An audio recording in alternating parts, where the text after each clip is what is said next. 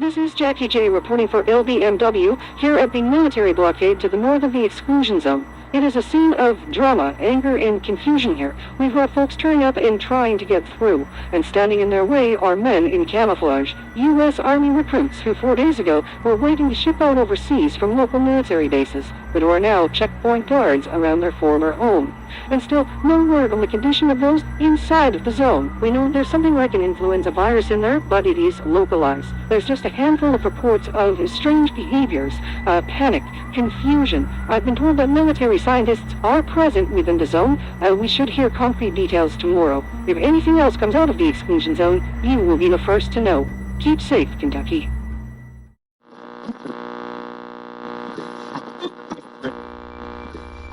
This is Frank Hemingway taking over coverage of the Knox event from Jackie. It's the end of the second day of the Knox exclusion. Still no word on the contagion. So what do we know? Influenza symptoms brought the towns of West Point and Muldrow to a standstill. Then overnight, the blockades appear. Military sources suggest the area is watertight. There's even boats patrolling the Ohio River. If the checkpoints aren't gone tomorrow, however, the boundary will be tested.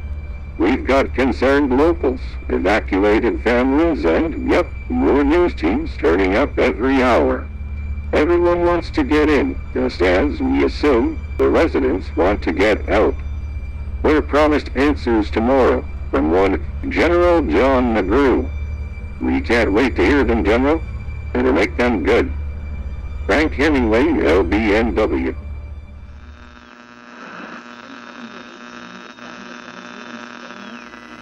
This is Jackie J. I'm here at the checkpoints to the north of the Knox exclusion zone. I'm here with Denise, who has a story to tell. Denise, you were one of the last out of the zone, am I right?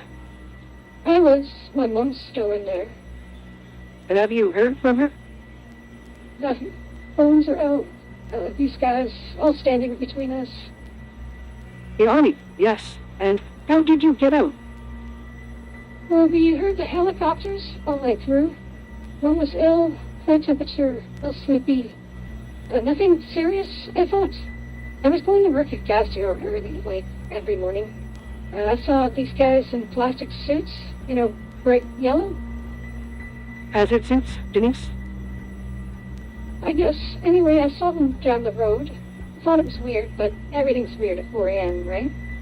And I drive through, get taken aside, and shine a light into my eyes, take a blood sample, give me left tight until like 10 minutes ago.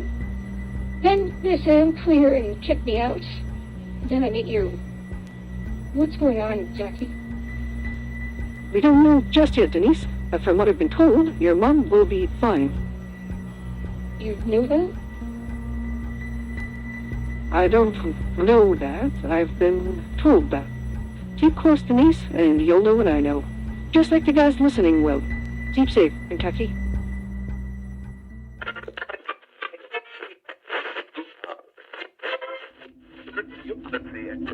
Good morning. You're listening to LBMW.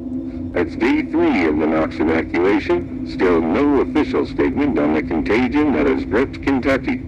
The exclusion zone remains in place. Military personnel from local bases have a huge area closed off. Their primary deployment south of Louisville. The exclusion zone stretches out below the curve of the Ohio River and contains the small towns of Muldrow and West Point. We have been told there will be answers. LBMW understands a press conference will be held this afternoon on the brewing chaos of the last 4 days. Will the communications blackout be explained?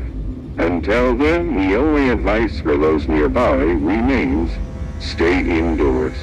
This is Frank Hemingway for LBMW.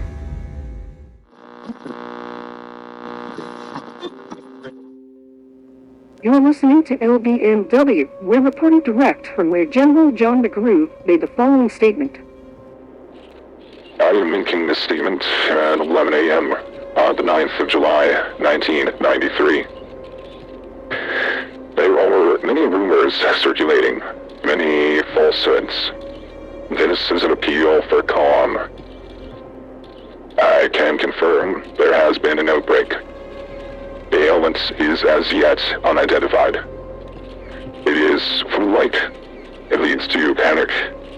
It leads to confusion. There is no evidence of fatalities within the exclusion zone. We are using judged and judicious force to maintain the border. Warning shots have been fired. No civilians have been harmed. We must ensure that this infection is not allowed to spread. I am in hourly contact with the President on this matter. The no-fly zone will remain in place for the foreseeable future. At this time, we will take no questions. You are listening to LBMW. I'm Jackie J. The exclusion zone to the south of Louisville remains in place today. No vehicles, no phone calls, and no cameras. Just the rapid deployment of military personnel and vehicles. LBMW is in a temporary camp on the exclusion border. Panic throughout the nation is endemic. We're next for Kentucky in this sad story.